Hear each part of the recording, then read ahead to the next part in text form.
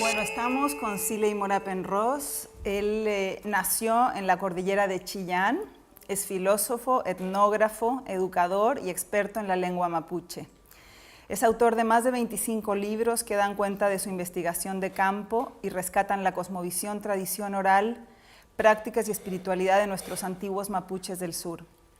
Siley se ha dedicado a conservar y restaurar los antiguos significados de las joyas perdidas de esta tradición oral indígena. Sus informantes son quimches, arrieros, loncos y machis que lo impactaron en la infancia y lo iniciaron en un viaje profundo a las raíces de esta cultura. Además, creó el precioso proyecto Formación de Niños Indígenas Escritores, los Nuevos Cronistas de América, que ha dirigido en Guadalajara, México y también acá en Chile, en el Biobío. Es asesor en culturas nativas de Chile en la Fundación Imagen País y consultor para programas de emprendimiento indígena y etnoturismo en la provincia de Arauco. Una de sus creaciones más fascinantes es su taller para el desarrollo humano titulado Ontoescritura, fundamentado en las matrices del saber indígena tradicional. Ha sido profesor de la Escuela Francisco Varela, de la Universidad del Biobío, es docente de la Universidad Católica de Chile y desarrolla talleres sobre salud intercultural en la zona del Biobío. En Fundación Hipatia es un honor tener con nosotros a un gran amigo y ser humano dedicado a tan alta y relevante tarea para nuestro país, que es capacitar, formar y dar a conocer la profunda belleza de nuestra cultura, historia y lengua mapuche. Muchas gracias, Siley, por estar acá, es un honor. Para mí también. Muchas gracias a ti, como ya dije, por esta invitación donde vamos a recoger algunas flores antiguas, aborígenes, que nos regaló el Creador y la naturaleza en forma de kimun, de sabiduría. Así es. Bueno, partamos, como siempre, nos gusta partir sabiendo un poco de la infancia, la niñez, la adolescencia, cómo descubres el mundo indígena y te vas enamorando de él hasta que decides qué será el propósito de tu vida. Si soy honesto, todavía hasta los 26 años, 25 años, no asumía del todo mi condición de mestizo, de origen. Aunque tenía el dato vago que mi padre me decía que mi abuelo, Wenceslao, comerciaba con pieles de puma, sobre todo con grasa de puma para el reumatismo y otras dolencias, y le decían viejo pehuencha a este abuelo mío. Y recién, después que me retiro del seminario, tuve una etapa larga como estudiante de teología, y iba a un mes, estuve a punto de ser sacerdote, en un liceo en Pucón, haciendo clases de filosofía, yo me encuentro con el mundo de bruces, con el mundo mapuche. Para mí, la cultura mapuche hasta ese momento, estoy hablando año 1983, 82, no pasaba más allá de lo que era quizás para todos los chilenos, ¿no? Algo pintoresco, casi del folclore, unas señoras, unas ñañas vendiendo ajo en la Feria Pinto de Temuco. No ofrecía mayor relevancia que eso. Hasta que una mañana en Pucón, 8:30 de la mañana, empezando la clase de filosofía, un grupo de adolescentes que bostezaban con mucho frío, pero de frente al volcán Rucapillán, ahí en Pucón, con una vista impresionante, una chiquilla, una adolescente, me llama profundamente la atención en su pupitre. El tema de la clase en ese día era la metempsicosis, es decir, la transmigración de las almas según Platón en la República. Chicos de 15, 16 años, lograr motivarlos con ese tema era difícil. Pero hubo una de mis alumnas que estaba muy serena, muy tranquila en su pupitre, y me llamó mucho la atención lo autoposeída que estaba, lo autocontrolada que se mostraba. No hizo nunca en la hora y media de la clase, nunca un gesto de más bien no hizo gestos, no hizo movimientos, solamente en un momento dado puso el lápiz lentamente de un extremo del pupitre al otro extremo. Y me empezó a mí a poner muy nervioso, ¿no? Me sentí muy mal, muy ridículo, ¿no? Esa era la sensación, ¿no? empecé a tartamudear, empecé a turbarme, y como pude, terminé la clase, ¿no? Porque estaba profundamente perturbado por la energía que salía de esa chiquilla. Una chiquilla como todas las niñas indígenas, muy morena, pelo muy oscuro y muy poco relevante en el sentido de ni siquiera, digamos, un aura luminosa, ¿no? Después me di cuenta que tenía mucho de energía interna. Nervioso, inquieto, le pregunto al término de la clase si ella sabía esas materias. Y ella me dijo que sí. ¿Por qué? Le dije yo, tú eres experta entonces, ¿la leíste en otro lado? ¿La leíste en algún libro? ¿Conocías a Platón? No, profesor. ¿Y por qué sabes tanto del alma? Le pregunté. Porque soy mapuche, me dijo. Y yo le dije, ¿y eso qué tiene que ver? Los mapuches somos expertos en el alma, me dijo.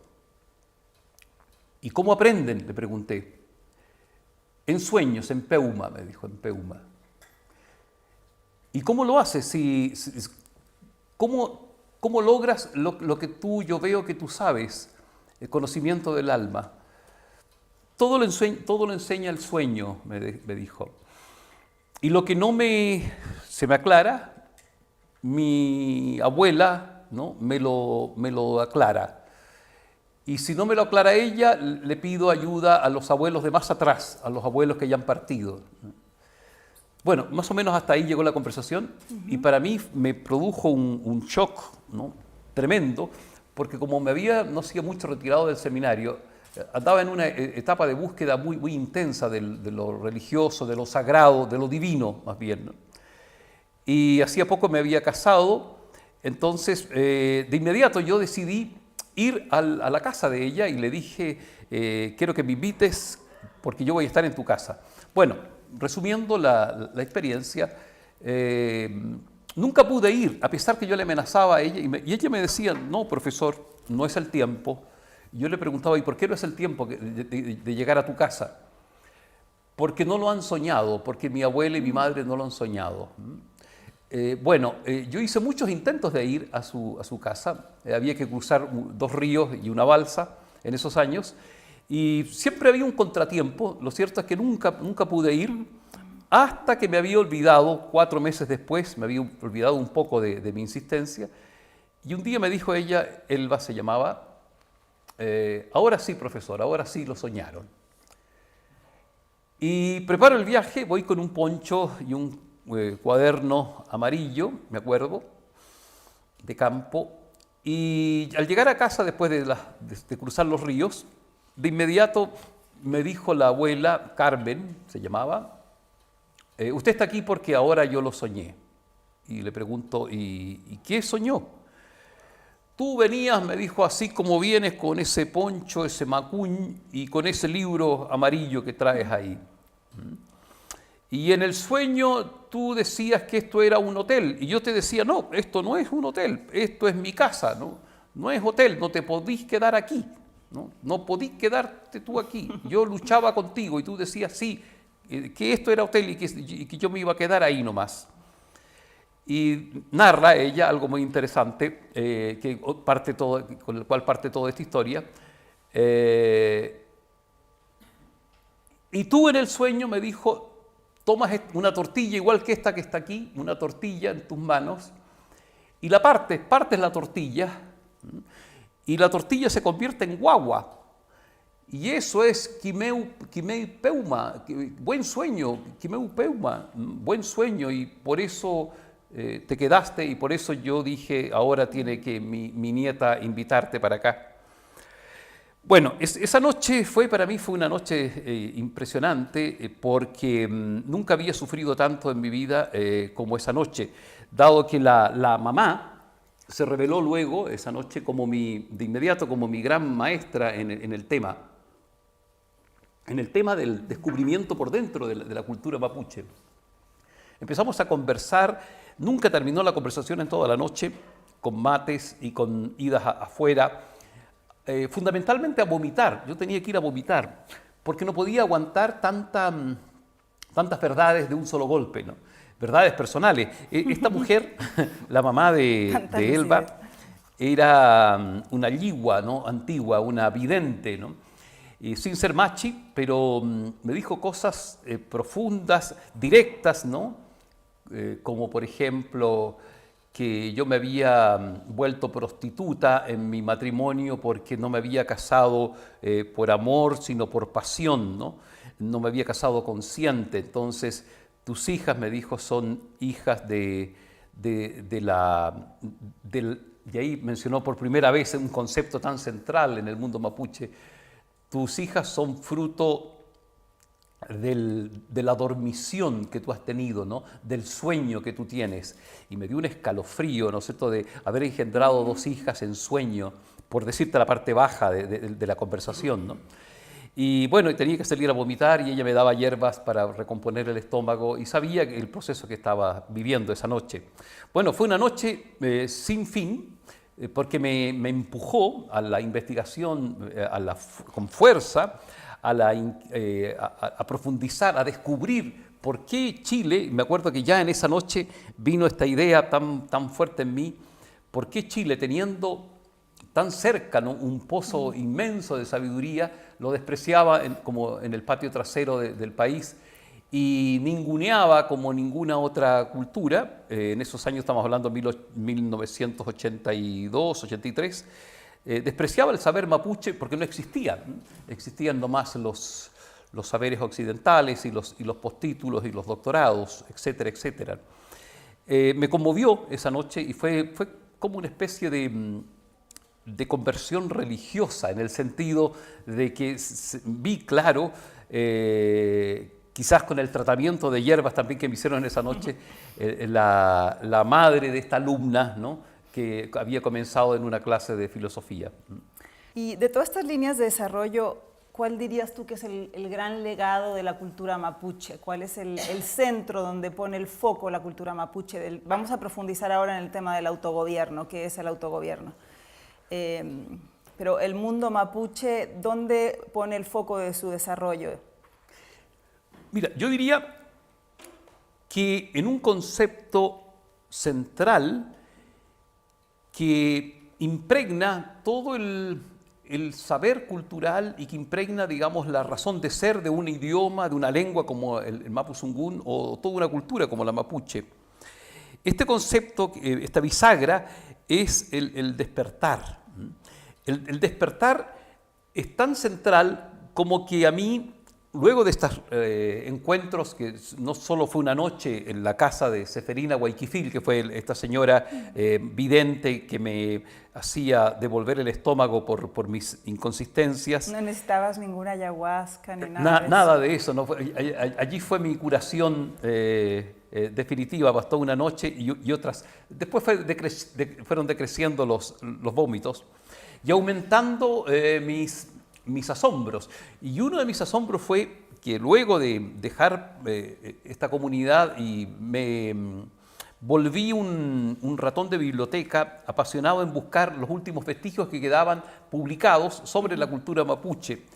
Y encontré, por ejemplo, un viejo diccionario del padre Augusta, Félix José de Augusta, un alemán, un filólogo, que se había quemado las pestañas y se había prácticamente encorvado porque había estado 20 años estudiando el idioma mapuche en la zona de Puerto Saavedra y publicó una joya de diccionario, un libro de casi 1000 páginas, y allí me llamó mucho la atención que de la cantidad de verbos que habían con respecto al despertar. Habían al menos 18 verbos vinculados con el despertar.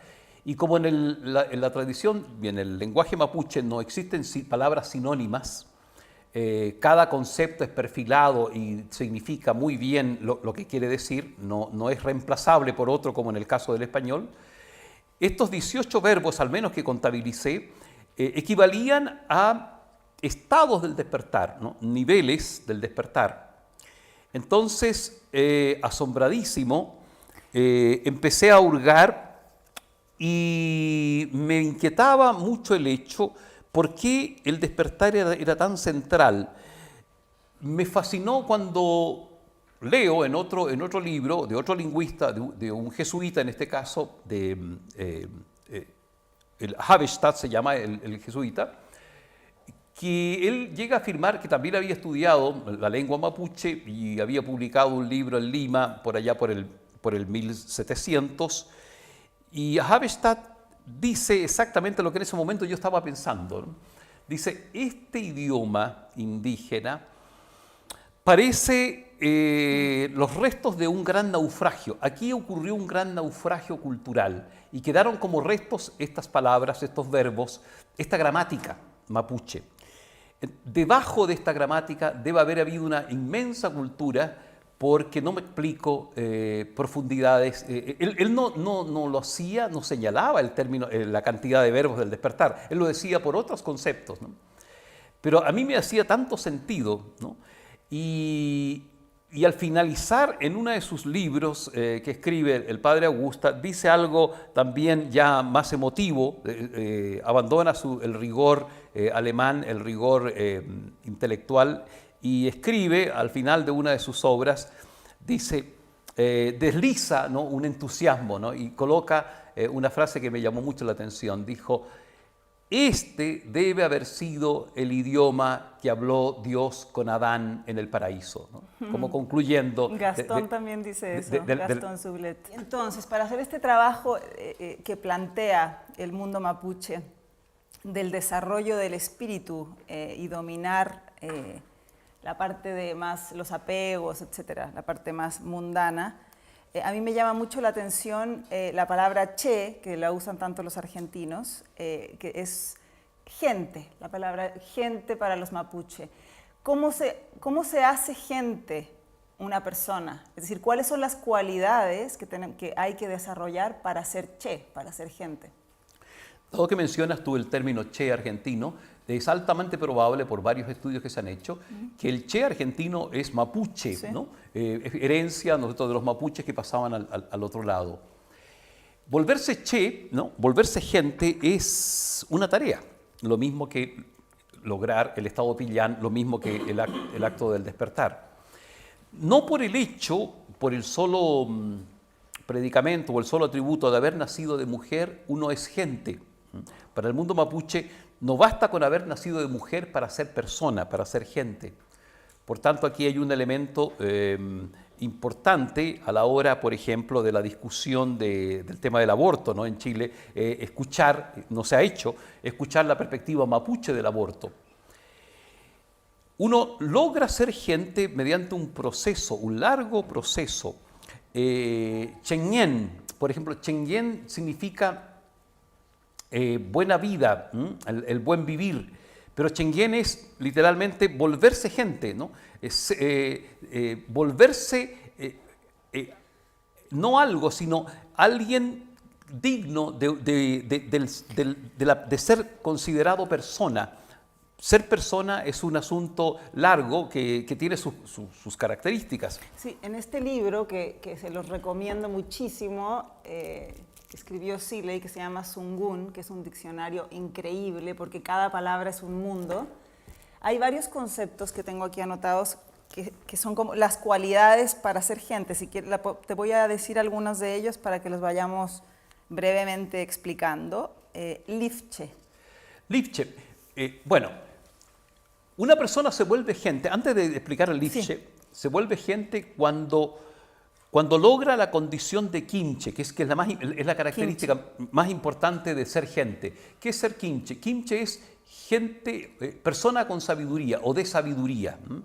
Volverse quinche es la tarea humana, ¿no? Porque si uno no se vuelve persona de sabiduría, si no sabe, como me decía una señora en Lumaco, los Pugen-Echen, los dioses de arriba, lo abusan a uno, ¿no? El que no sabe cae en desgracia, el que no sabe sufre, ¿no? Eso es lo dramático del no saber, ¿no?, del no disponer de sabiduría, ¿no? La persona que no se vuelve quinche... Que no es conocimiento. Saber no es conocimiento, es otro tipo de saber. Exactamente. Me hace recordar una frase, me parece, de Gurdjieff, que se pregunta a Gurdjieff, ¿de qué sirve conocer? Y él se responde, de nada, a condición de que haya que el corazón tenga un apetito por la luz, ¿no? Entonces, el conocimiento para el mundo mapuche no es kim. El conocimiento no sirve de nada para el mundo mapuche, a no ser que se haya, llamémosle así, transformado, quintesenciado en sabiduría, en kimun.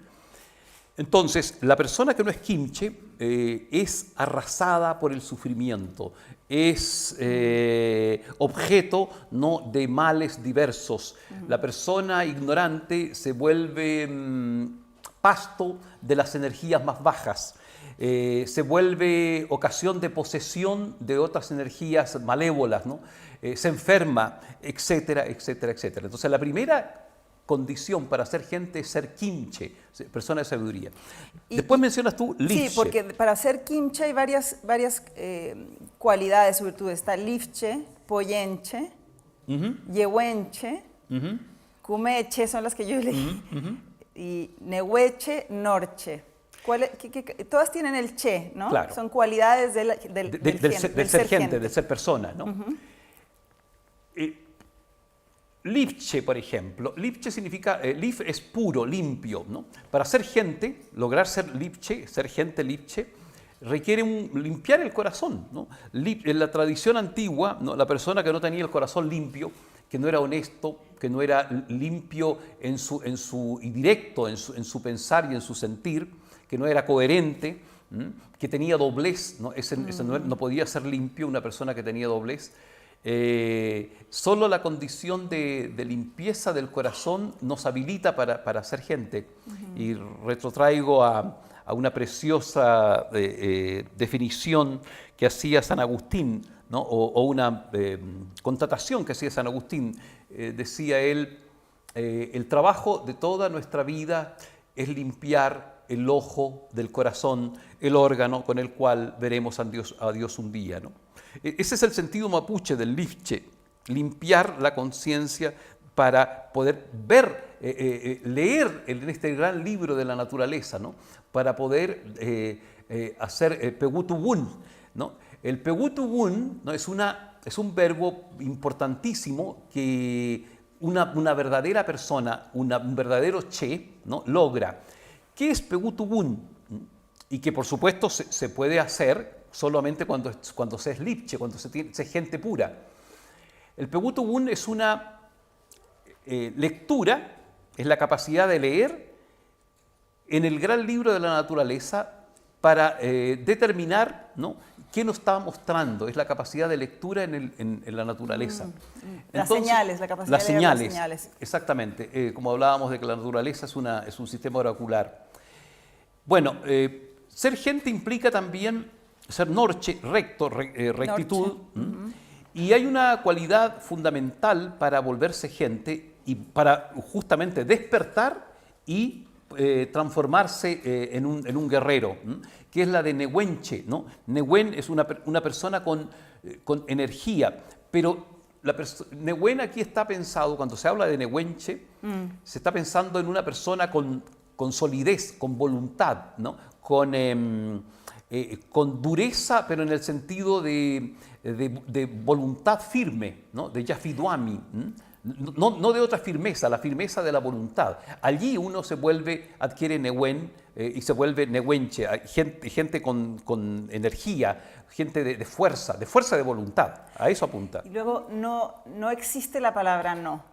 Explícanos cómo es posible esto y cómo se construyen las frases cuando no hay la palabra no, que nosotros la usamos tanto. Usamos el no de un modo bastante frívolo, porque como si fuese posible destruir la naturaleza o la realidad con simplemente un recurso lingüístico, ¿no? Decimos, no hay pan. Con el no destruimos la existencia del pan, ¿no? Entonces, primero esa observación. En el mundo mapuche, la negación mapuche recurre a una especie de metáfora, porque igual que en el idioma chino, sabe que la negación no puede, desde la lengua no podemos eliminar de golpe la realidad con una negación. Entonces, no usa el no usa una partícula que anule la realidad de lo enunciado, y utiliza para ello algo notable, ¿no? Utiliza la palabra la, o el verbo lan, que es muerte, muerte o suspensión de la vida, lo opuesto a la vida. Entonces, cuando se trata de negar, unida esa palabra, ese verbo o una partícula, siempre se intercala el la dentro de la frase o de la palabra negar, ¿no? Unida al ñe, a los ojos, sale la fórmula de la negación. Ñelay. Ñelay es la fórmula típica o una fórmula muy corriente de negar. Ñelay significa literalmente, ¿no es cierto? Se traduce como no, pero significa otra cosa. Significa mis ojos están como muertos, están como dormidos, por ejemplo, para ver el pan. Ñelay kofke, no hay pan, ¿no? Cuando decimos Ñelay kofke, no hay pan, no es que no haya pan, sino que por ahora, no, en este momento, porque tiene un sesgo temporal, en este momento mis ojos no ven el pan, ¿no? Eso no significa de que en otro momento lo pueda ver. ¿Cuál es la razón de que no existe esa palabra? Apasionante el tema.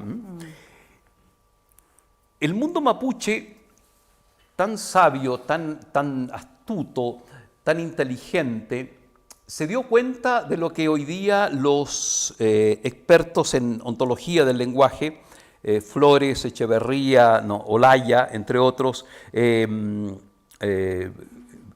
trabajan en el coaching ontológico.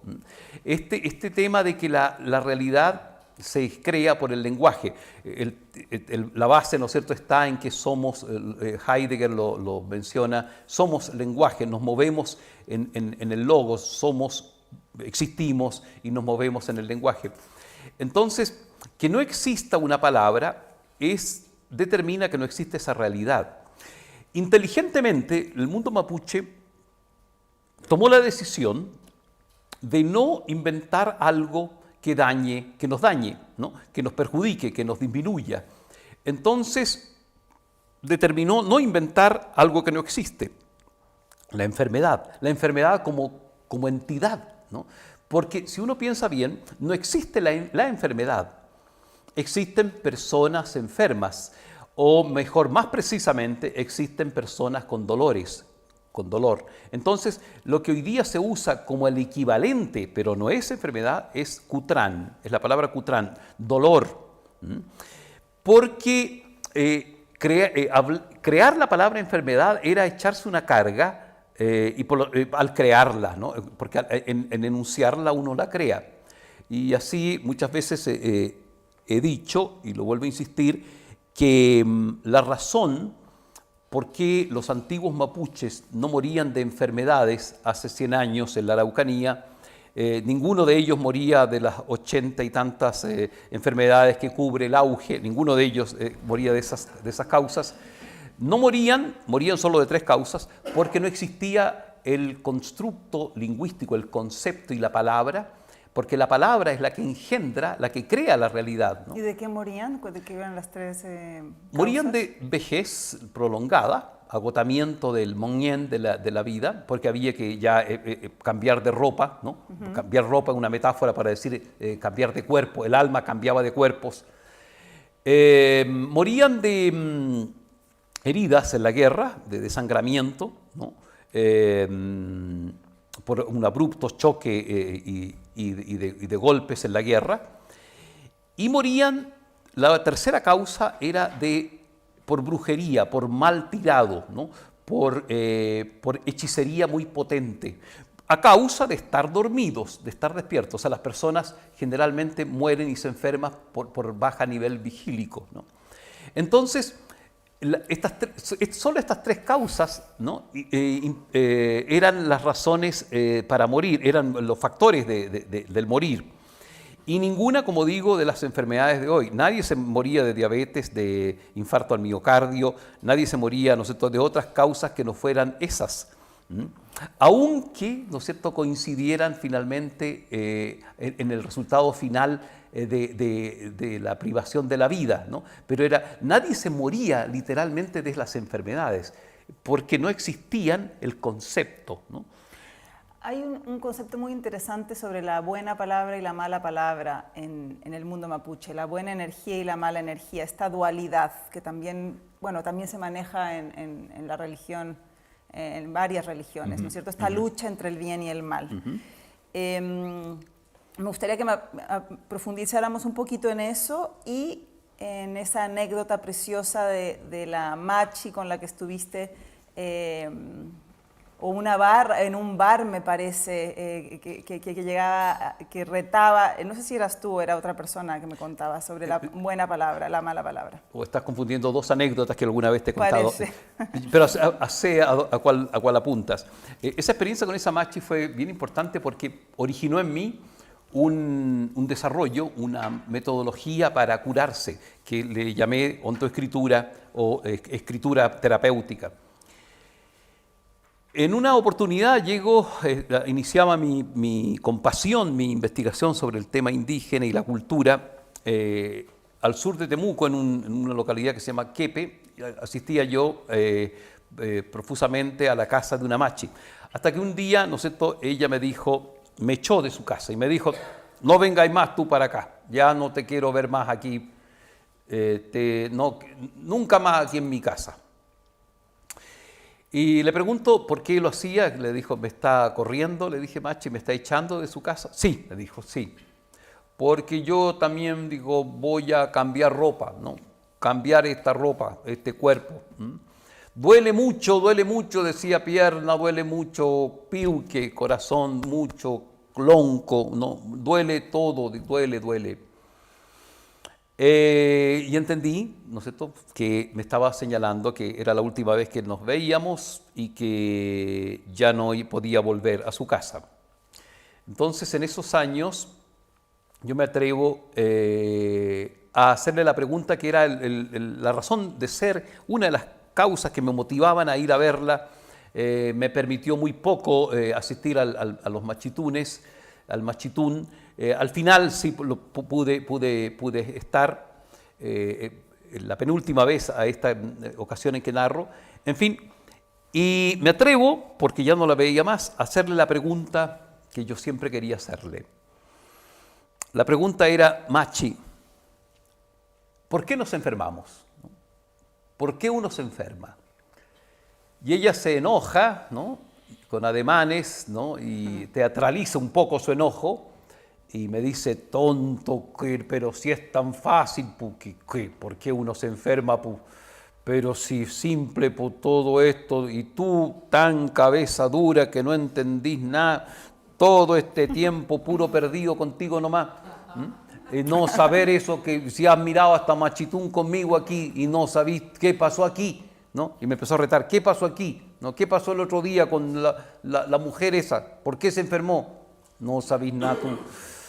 Y siguió retándome, hizo algún movimiento de lavar unas cosas y se gira, ¿no?, y me dice, y me lanza la respuesta y me dice, que por qué uno se enferma, tonto, por huesa tungún, por mala palabra, por eso uno enferma, por mala palabra, por huesa tungún. Mala palabra que tú recibís de chiquitito, no sabís dónde colocarla y la dejáis mal colocada aquí en el piuque, ¿no?, mal colocada aquí en tu millo, en el cerebro, mal colocada en el cuerpo, ¿no? Y como queda mal colocada, te enferma porque como no encaja, pues no encaja bien, pues, ¿no? Y nunca más tú la ordenáis, nunca más la sacáis esa mala palabra, pues. Por eso, ¿qué es lo que hago yo aquí? Es sacar la mala palabra y ponerla de nuevo, pues. ¿No te dais cuenta tú? Tonto, ¿no? Y me agregaba, ¿no es esto?, para que no olvidarme de algunas cosas. Y yo entendí, producto de esta experiencia, que uno se enfermaba, no lo entendí inmediatamente, sino con los años. Una vez, cuando ya estaba en México, cuando empiezo a desarrollar la ontoescritura, una especie de, que yo le llamo de autochamanismo, de autoexorcismo a través de la escritura, entendí que uno se enferma cuando nunca revisa los mensajes, nunca revisa la experiencia, cómo quedó codificada la experiencia, ¿no?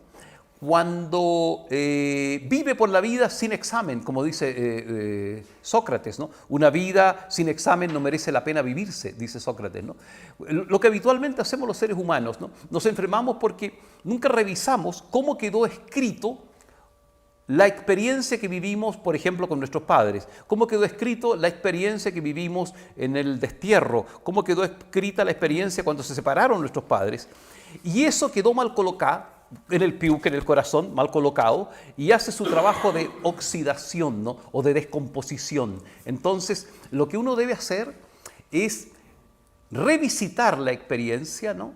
y codificarla, resignificarla en un texto, en una edición decente, ¿no? Decente a la altura del ser, ¿no? Eso es lo que yo entendí después de lo que me dijo el Tamachi, de que había que uno se enferma por mala palabra, mal colocada, ¿no? Son dos cosas. Entonces, para sanar es a través de la buena palabra. Exacto. Entonces, y ahí vino mi segunda pregunta, ¿no? Que fue la misma drama, el mismo drama un poco inventado que ella hace, ¿no?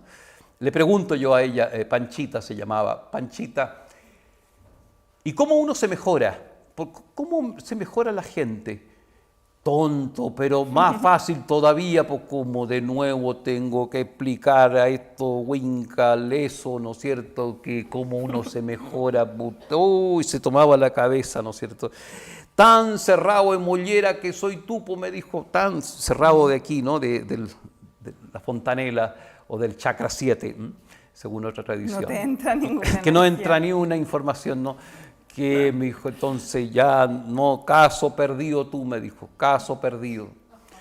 Y se vuelve, y la misma historia, ¿no? Y me lanza y me dice, ¿cómo uno se mejora, pu?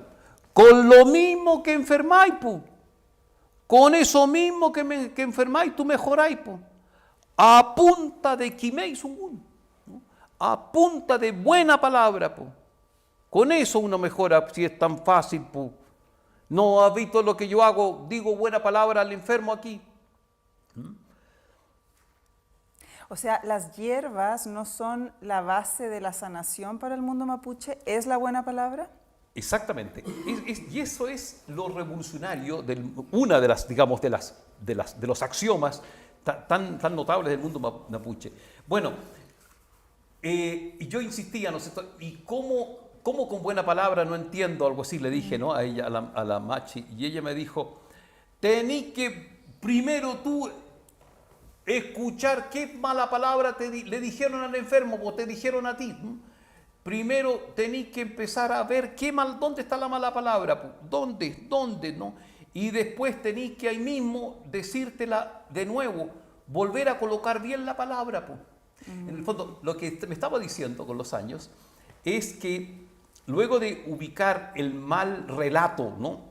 El mal cuento que uno se cuenta de las experiencias que vivió, por ejemplo, cuando, qué sé yo, nos rompieron el corazón a los 15 años y que tanto sufrimos, después de ubicar, ¿no?, esa mala palabra, se trata ahora de verla desde otro lugar, de resignificarla, de abrir ese mal relato y de contárnoslos de manera distinta. De un modo distinto. Pensarlo distinto, sentirlo distinto. Y sobre todo de editarlo de forma distinta, porque casi todos tenemos la experiencia de que lo que fue tragedia, ¿no?, por ejemplo, en aquel rompimiento del corazón, con el tiempo se vuelve una bendición, ¿no?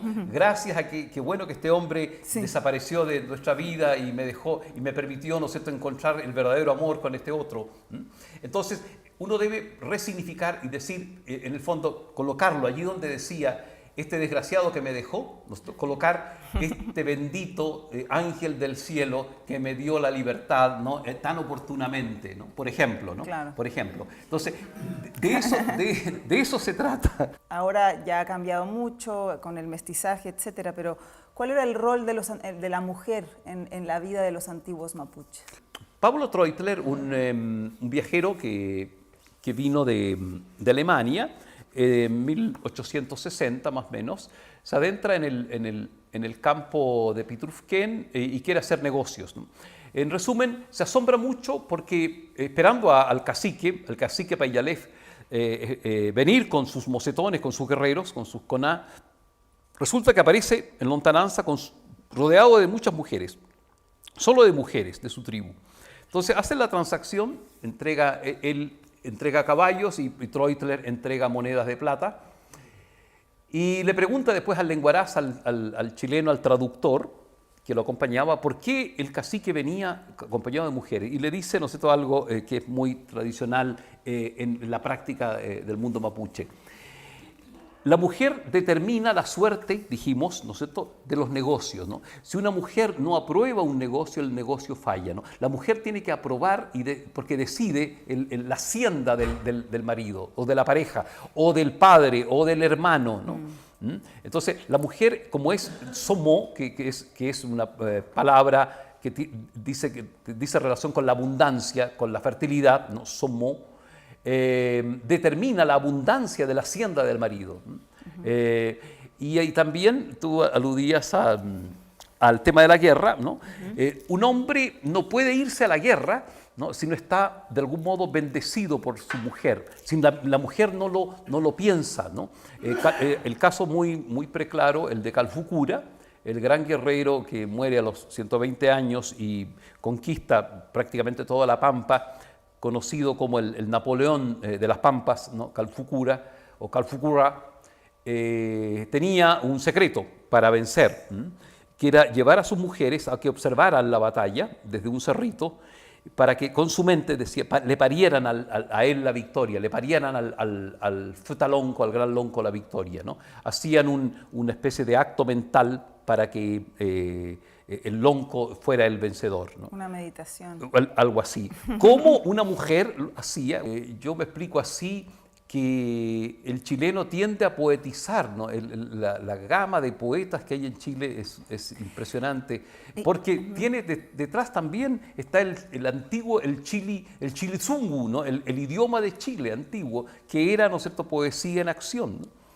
Y está también, yo siento que si pudiéramos ver a Chile 100 años más adelante, hay una fuerza, sobre todo en los últimos años, de expansión del desarrollo de la conciencia y del propósito. Somos líderes en la región en emprendimientos sociales, en emprendimientos de conciencia social, en empresas B, en gente joven con un nivel de propósito que quizás sin saberlo, pero también la tierra de Chile y toda esta raíz somos a nivel regional ejemplo en muchas áreas, en probidad, en ética y todo esto que viene también de la disciplina del mundo mapuche de autogobernarse. Entonces podría ir en esa línea también. Vamos a ir descubriendo muchas otras a través de este redescubrimiento del Mapuzungún, ¿no?, que es el tesoro nacional, ¿no?, que es el Machu Picchu de Chile, es el lenguaje, ¿no? El Chichén Itzá del país es el Chezungún o el Mapuzungún. La palabra Inarrumen significa observar, aprender atentamente, darse cuenta y cambiar producto de ese darse cuenta. Es mucho más complejo que esto, ¿no? Pero al decirte que Inarrumen es mucho más completo que el mindfulness está presente desde como práctica vital, como práctica diaria del guerrero, ¿no?, de la persona que quiere ser kimche. No podemos ser kimche si no practica Inarrumen, ¿no? Autoobservación, tiene ese elemento de la autoobservación, ¿no? En fin, el darse cuenta de que yo me doy cuenta, todo eso está detrás del Inarrumen. En la enorme sabiduría de Siley Mora Penrose nos quedaron muchos temas afuera preciosos, mitos, anécdotas, pero tendremos otra conferencia más adelante y quiero agradecerte todo tu trabajo de todos estos años, Siley, porque es tan importante para Chile y una inspiración y una motivación para todos nosotros. Y yo a ti porque eres una mujer que lo ha visto, ¿no? Y me siento tan orgulloso de ser tu amigo también. Gracias.